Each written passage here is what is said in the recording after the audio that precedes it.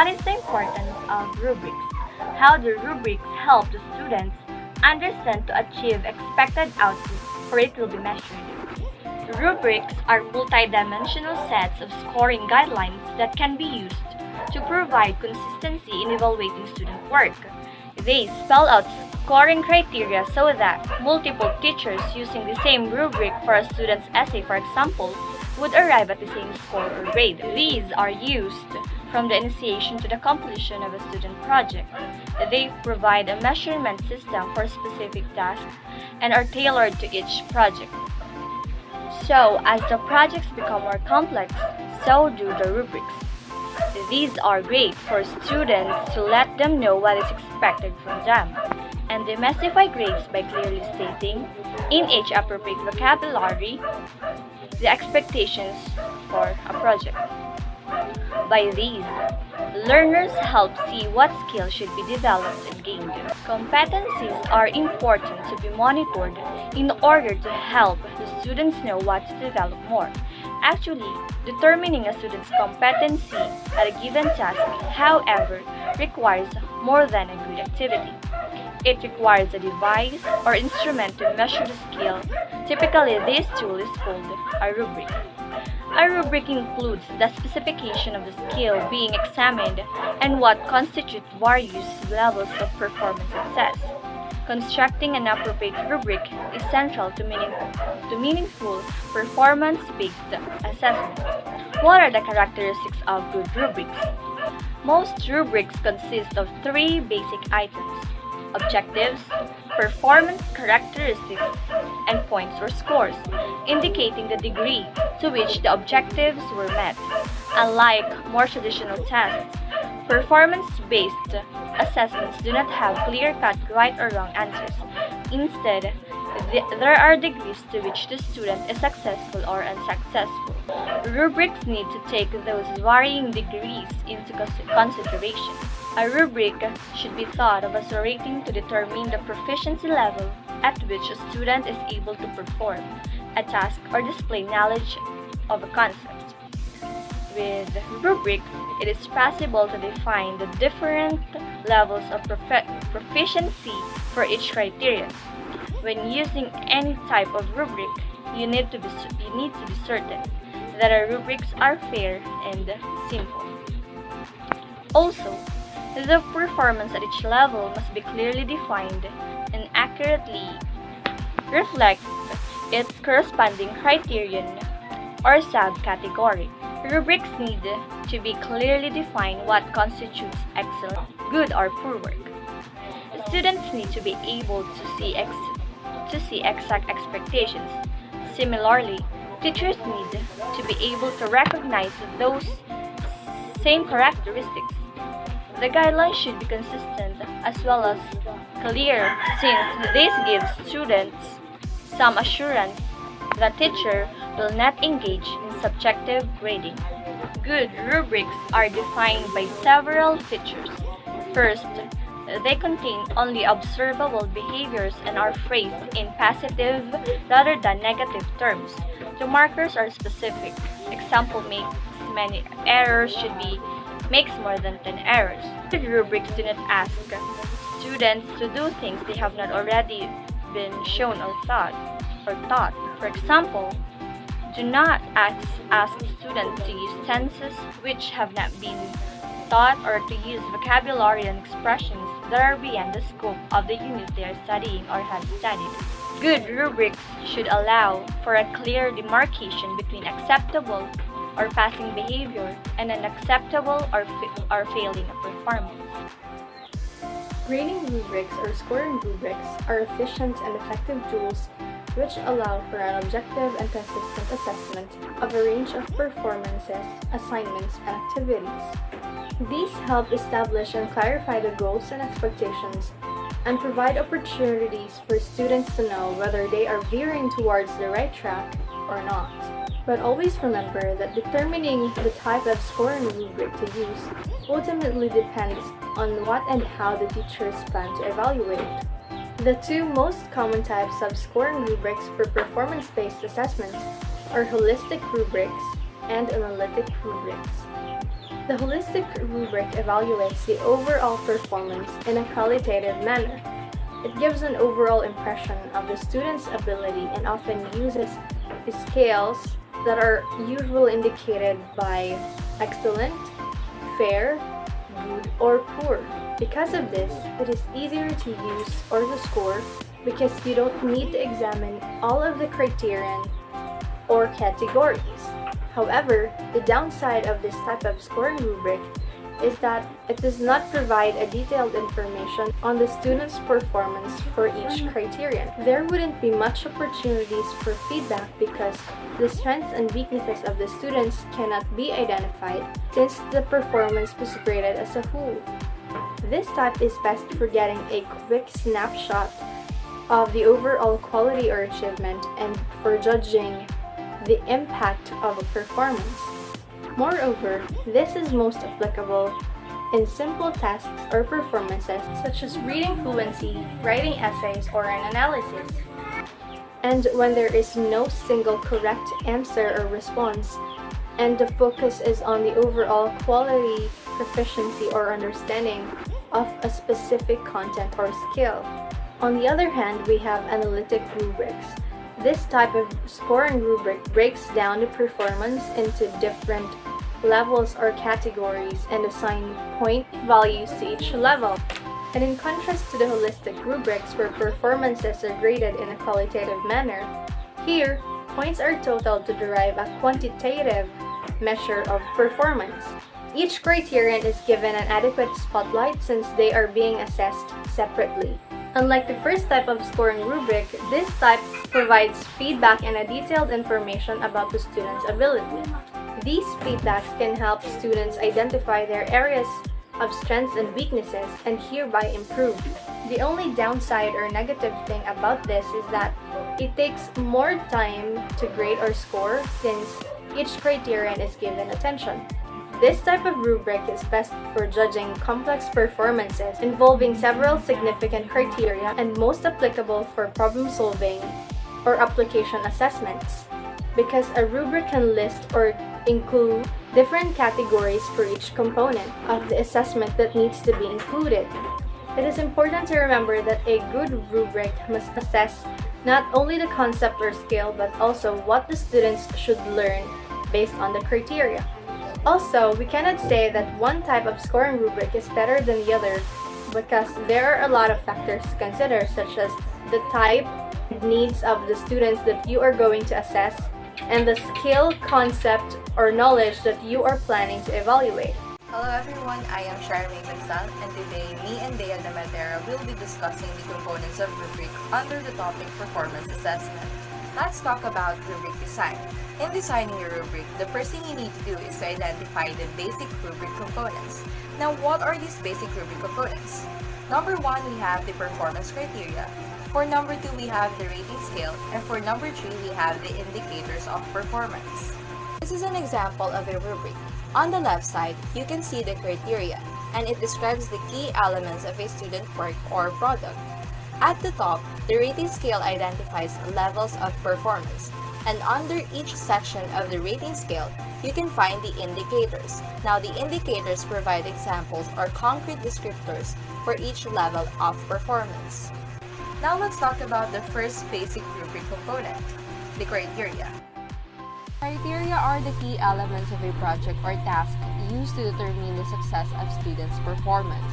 Ideally, the rubric will have 3 to 5 performance criteria, and this is expressed in terms of observable student behaviors or product characteristics. In determining the area to assess the student work, we need to figure out what areas really matter to the quality of work that is being produced by our students. And if it's really hard for us to make a criteria, we can actually make a list of questions that would guide us in making one. For example, what are the learning outcomes of this unit? Which learning outcomes will be listed in the rubric? Which skills are essential at competent or proficiency levels for the task or assignment to be complete? How important is the overall completion of the task or project? Good day everyone, I am Bea de Matera and I will be continuing the discussion about the components of a rubric. So the first component was already discussed by Shirame, and I will be responsible for discussing the second and the third component. So what is the second component of a rubric? It is the rating scale. When we say rating scale, it is the method of data collection of a rubric used by teachers so they can mathematically measure the performance level of the students. A rating scale may either include numerical or descriptive labels. When we say descriptive labels, for example, good, better, best, and excellent, or any other descriptive labels that you may think that will suit your students' performance levels. It is also consists of even number of performance levels, like a 4-point scale. If an odd number is used, like a 5-point scale, the middle number or the number 3 in a 5-point scale tend to become a neutral midpoint or a catch-all category. That is why most prefer to use an even number of performance levels. Usually in a rating scale, the highest level is placed on the left side, like the purple shaded part of this rubric. We have number 4 on the left, followed by number 3, number 2, and number 1. So the next component is the indicator. Indicators define the performance quality of the ideal assessment for each criteria. The highest level on the scale defines the top quality of performance, and the lowest level defines the poor quality of performance. The indicators should also reflect equal steps along the scale. Say for example, in a 4-point scale, the difference between number 4 and number 3 should be equivalent to the difference between number 3 and number 2, and so on. For example, the orange shaded part of this rubric, we have under the number 4, we have all for the indicator, and number 3, we have most, number 2, we have some, and in number 1, we have very few or none. So as we can observe, the indicators equates the points of the rating scale. And the difference between number 4, or we have the all and most, and the difference between most and some and very few or none are all the same. So that is all for the components of a rubric. We have the criteria, the rating scale, and the indicator. Good day everyone, my name is Eden Lestrilla Hemisola, and I am going to discuss all about the rubrics and its example. So first of all, what is rubric? So rubric is a coherent set of criteria for students' work that includes descriptions of levels of performance quality on the criteria. So in other words, scoring rubrics, it serves as a evaluative tool in order for the teachers to evaluate the works of their respective students. And then when it comes to rubrics, there are 3 distinguishing features. First is that the evaluative criteria. So what is it? Evaluative criteria represent the dimensions on which a student activity or artifact is evaluated. So from the word itself, evaluation, and those artifacts, these are the assignment or the activities given by the teachers. And then next is the quality definitions. When we say quality definitions, it comprises qualitative descriptions that distinguish students' performance across a continuum for a given criterion. So it depends upon the criterions. So the evaluation should be based upon the criterion given by the teacher for that particular activity. And then the last one is the scoring strategy. So when we say scoring strategy, articulates the process of converting the qualitative evaluations of students' performance. So as you could notice, these are the percent or the numberings in a specific rubric. So these are the scoring strategy in order to convert the points of that particular activity presented or submitted by the student. And then, when it comes to rubrics, there are these 2 types. The first one is the holistic rubrics. So when we say holistic rubrics, single criteria rubrics, one-dimensional, used to assess participants' overall achievements. Performance descriptions are written in a paragraphs and usually in full sentences. And then the next one is the analytic rubrics. Two-dimensional rubrics with levels of achievement as columns and assessment criteria as rows, written in a table form. So these are the differences of the two specific types of scoring rubrics. So now, let us tackle all about their examples. So the first one is about holistic rubric. And then let's say the specific work of the student is the research paper. So as you can see, there you have it, the scores and then the criteria. 4, 3, 2, 1, and then there are also some percentage from the scores. And then the criteria example is that research paper demonstrates complete understanding and execution of the assigned objective. So as you can see, it was arranged in a descending manner, so 4, 3, 2, 1. And then the next one is for the analytic rubric, and then of course it is under the work research paper. So here are the standards. So as you can see, the criteria: knowledge of forms, conventions, terminology, and etc. Critical, creative thinking skills, communication of info and idea, quality of argument and writing, spelling, and grammar. So these are the points in order for the teacher to evaluate the work of the student. The adequate, competent, good, and excellent. So each level, there are these different set of standards or criterion in order for the teacher to evaluate that specific work. So there you have it for the scoring rubrics. Now we are going to talk about why are rubrics so important. Now we have here 3 main reasons why we think rubrics are important. First, rubrics as an assessment tool. So the main purpose of rubrics is its ability to fairly and consistently assess the student's performance or work. So rubrics can also be custom made or customized depending on a given assignment or task by the teacher. And also learning how to correctly use or construct a rubric will result to a time-efficient and consistent grading for both teachers and students. Second is rubrics as a means to improve learning. So using a rubric should be thought of as an active and engaging form of learning. So rubrics here will allow students to reflect on their work and focus on how to improve in the future. And lastly is rubrics as a communication tool. So rubrics can be seen as a communication tool between the teachers and the students, as it aligns the expectations as well as outlines the learning objective of the assignment. So its benefit is that it will create transparency in grading.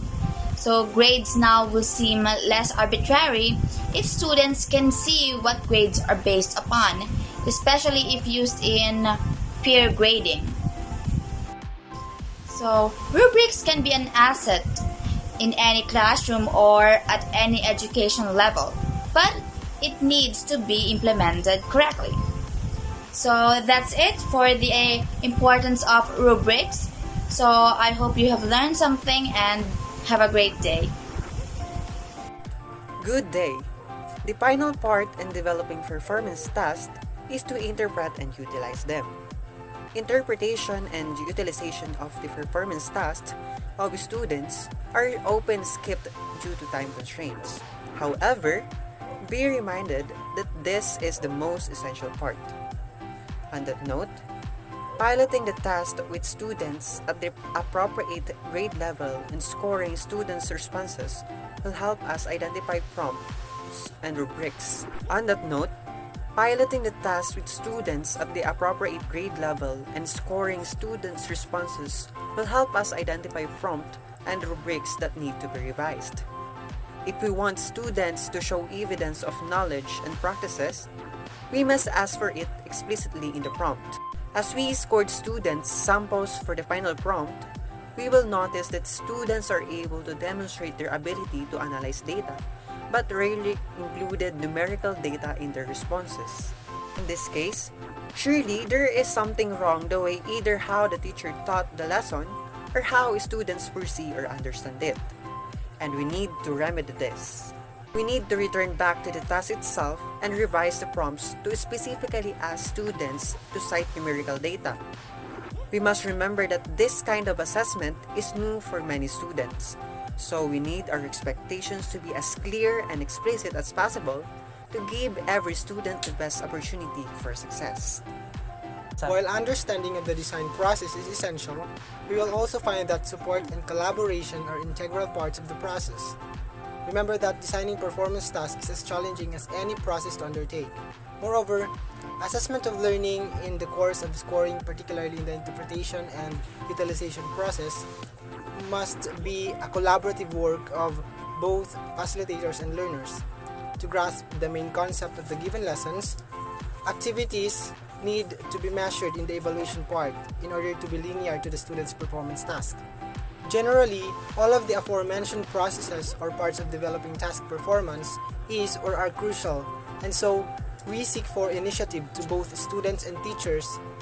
And remember that numerical data are useless if the real learning is not fully acquired.